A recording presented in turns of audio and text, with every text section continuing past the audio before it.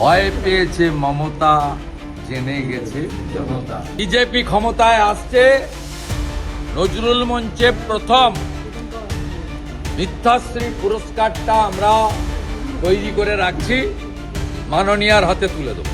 পরিষ্কারভাবে কানে শুনে রাখুন, আপনি যদি ভারতীয় হন, আপনার যদি পেপারসের প্রবলেম থাকে, আপনি যদি মনে করেন যে জুডিশিয়াল অফিসাররাও আপনার সঙ্গে ইনজাস্টিস করে দিয়েছে, আপনি ট্রাইব্যুনালে আপিল করবেন, tribunal will take final call, no problem.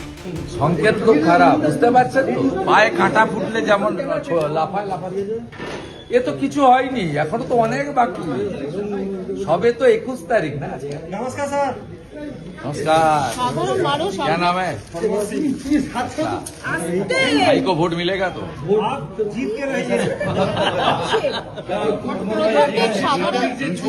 যে ওদের আচরণটা এটা নিয়ে মানে কেন এটা ভয় পাচ্ছে, ভয় পেয়েছে মমতা, জেনে গেছে জনতা। আজকে অভিষেক বন্দ্যোপাধ্যায় তিনি বলছেন একটাও নাম বাদ দিতে দেব না। আমি ওনার কথার উত্তর দেব না, আমি কথার উত্তর দেব না। ওনাদের পার্টি স্ট্যান্ড উনি বলছেন, বিষয়টা তো মমতা ব্যানার্জিকে কেন্দ্র করে। উনি তো এসআইআর চলাকালীনও মুখ্যমন্ত্রীর প্যাড ব্যবহার করেছেন, এখন এমসিসি আছে, মুখ্যমন্ত্রীর প্যাড ব্যবহার করছেন। সুপ্রিম কোর্টে গেছেন বা রাজ্যের উন্নয়নের জন্য নয়, রাজ্যের ছেলে মেয়েদের চাকরির জন্য নয়, শিল্পের জন্য নয়, নারী সুরক্ষার জন্য নয়, সুপ্রিম কোর্ট পর্যন্ত গেছেন বাংলাদেশি মুসলিম অবৈধ অনুপ্রবেশকারীদের বাঁচানোর জন্য। সাপ্লিমেন্টারি তালিকা বেরোচ্ছে সোমবার, অনেকটা 10 লক্ষের কাছে মানুষের নাম বাদ যেতে পারে। কতর মধ্যে? 27,30,000-এর মতো না, নিষ্পত্তি আপনার হয়েছে। কাছে ভুল তথ্য হয়েছে, আমি বলবো না। তাহলে যাই হোক, 10 লক্ষের উপরে বাদ যেতে পারে। যা আছে যা যারা করেছেন, সুপ্রিম কোর্টে চিফ জাস্টিস বলে দিয়েছে, আমি সব শুনবো, জুডিশিয়ারির উপরে কোশ্চেন করলে আমি শুনবো না। এর প্রভাব কি পড়তে পারে নির্বাচনে? এত লক্ষ মানুষের নাম বাদ যাচ্ছে। তারা কারা? তারা দেখাতে পারেনি ডকুমেন্ট, তার জন্য ট্রাইব্যুনাল বানিয়ে দিয়েছে, আপিল করবেন। আপনি যদি মনে করেন ইনজাস্টিস হয়েছে, আপনি আপিলে যাবেন। তার জন্য সুপ্রিম কোর্টের নির্দেশে হাইকোর্টরা রিটায়ার্ড জাজদের দিয়ে, এক্স জাজেস দিয়ে, রেসপেক্টেড এক্স জাজেসদের দিয়ে সুন্দর ট্রাইব্যুনাল বানিয়ে দিয়েছে এবং ডিস্ট্রিবিউশন অফ দি এরিয়া ভাগ করে দিয়েছে। আপনি যদি অ্যাগ্রিভড হন, আপনি ট্রাইব্যুনালে যাবেন। ভারতবর্ষের এত ডেমোক্রেসি আছে, এত সুন্দর আইন আছে, তো কান খুলে শুনে রাখুন।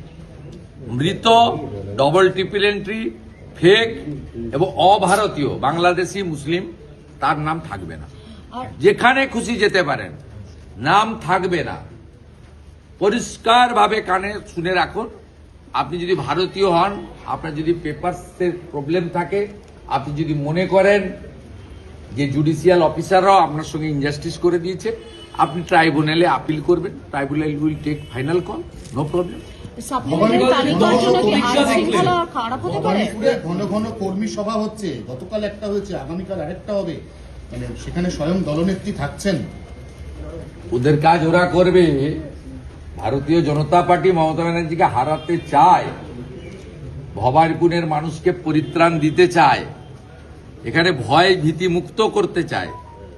সেই জন্য রাজ্যের বিরোধী দল নেতাকে এখানে পাঠিয়েছেন। মোদিজির সৈনিক হিসাবে আমি এখানে এসেছি, বিজেপির প্রার্থী হিসাবে।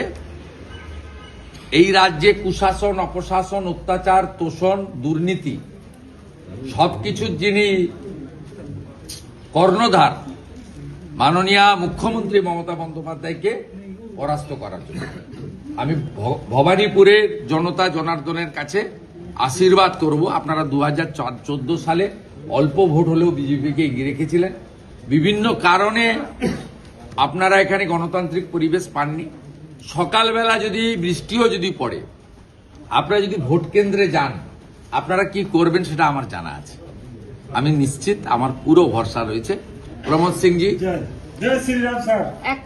आप जो बोला है वही भवानीपुर का जनता करेगा, ये पूरा विश्वास है। सर आपको चिंता है? आचार्य ये जय जय श्री राम, এই যে বিনার বাবা জনসংঘ থেকে ভারতীয় জনতা পার্টির বলিষ্ঠ লোক, আমি সাগরজির 5 হয়ে প্রণাম করলাম।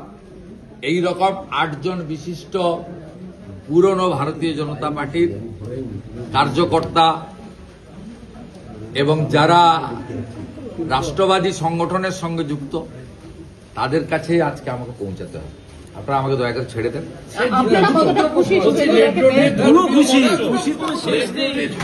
খুশির কোনো শেষ নেই। রাজনৈতিক যে আক্রমণ হলো আজকে, প্রধানমন্ত্রীকে হবে, 4 তারিখে বিজেপির হবে। রেড রোডে প্রার্থনার আয়োজক মুসলিম নেতাদের উচিত মমতা ব্যানার্জির বিরুদ্ধে ব্যবস্থা নেওয়া, খিলাফত কমিটির উচিত ব্যবস্থা নেওয়া। পরবর্তীকালে এটা একটা অন রেকর্ড খুব ব্যাড ইনস্ট্যান্ট হিসেবে থেকে গেল। ঠিক মোহাম্মদ আলী জিন্না সোহরাবুর্দিরা যে ভাষায় কথা বলেছেন আজকে তিনি করেছেন, এবং ইসলাম ধর্মের মানুষরা 1 মাস ধরে তারা উপবাস ব্রত পালন করেছেন, করে তাদের যে প্রার্থনার মাধ্যমে আজকে রমজান মাসের পরিসমাপ্তি ঘটিয়েছেন, সেই মঞ্চকে যেভাবে রাজনীতিকরণ করলেন মুখ্যমন্ত্রী, এরপরেও যদি খেলাফত কমিটি কলকাতা রিয়াক্ট না করে তাহলে আমরা ধরে নেব মমতা ব্যানার্জির এই রাজনীতিকরণ এবং মৌলবাদে উস্কানি ঘৃণা ছড়ানোর কাজে তাদেরও সমর্থন আছে। আমরা 24 ঘন্টা অপেক্ষা করব তাদের রিয়াকশনের জন্য। 10 প্রতিজ্ঞা কালকে যে 10 দপের চপ, এক ঝুড়ি মিথ্যা। বিজেপি ক্ষমতায় আসছে, নজরুল মঞ্চে প্রথম মিথ্যাশ্রী পুরস্কারটা আমরা তৈরি করে রাখছি, মাননীয়ার হাতে তুলে দেব। 24,000 কেন্দ্রীয় বাহিনীতে আমি ইন্টারেস্টেড নয়, কেন্দ্রীয় বাহিনীর নিয়ন্ত্রণ কে করবে সেটা নিয়ে ইন্টারেস্টেড। কেন্দ্রীয় বাহিনীকে সঠিক ব্যবহারের আমি দাবি করি। যদি কালীঘাট মন্দিরে যদি আজকে মমতা ব্যানার্জির ছবি রাখা হয়, উনি প্রার্থী, তারপরেও যদি ইলেকশন কমিশন এখানকার লোকাল অথরিটিকে দিয়ে ছবিগুলো পরিষ্কার না করেন, তাহলে বুঝে দিতে হবে কি হতে পারে। দেখুন, ওরাই বলে দিচ্ছে কি হবে। दीदी भाई जीतेगा तो कमल खिलेगा। जय श्री राम। जय श्री राम, जय श्री राम, जय श्री राम। আরো ভালো ভালো খবর দেখতে সাবস্ক্রাইব করুন বাংলা হান্টের ইউটিউব চ্যানেল। বাংলা হান্টের আরো খবর দেখতে নজর রাখুন। বাংলা খবর মানেই বাংলা হান্ট।